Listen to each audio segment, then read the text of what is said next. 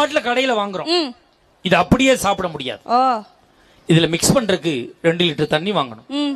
தண்ணி விக்கிறவங்க குடும்பம் பிழைக்குது. ஒன்னொன்னா நம்பர் விட்டுக்கிட்டு வா. 1 4 கப்பு வாங்கணும். கப்பு விக்கிறவங்க குடும்பம் பிழைக்குது. 2 ஒரு கலரை கலந்து அடிச்சா தான் மூக்குல நெடி ஏறாம சுண்டாம குடிக்கலாம்.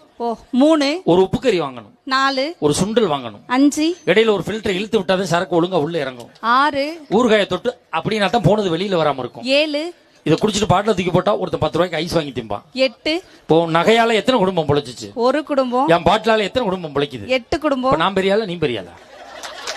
எத்தனை குடும்பத்தை நான் வாழ வச்சிருக்கேன்? 8 குடும்பம் வாழ உங்க குடும்பம் போயிடும் பரவாயில்லையா சார்? அதுலதான் சிக்கலே வருது. தயவு செய்து நண்பர்களே, மது அருந்தி விட்டு வாகனம் ஓட்டாதீர்கள்.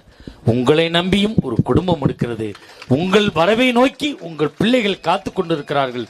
தயவு செய்து மது அருந்தி விட்டு வாகனம் ஓட்டாதீர்கள் என்பதை சொல்வதற்காகத்தான் நகைச்சுவையாக நாங்கள் இந்த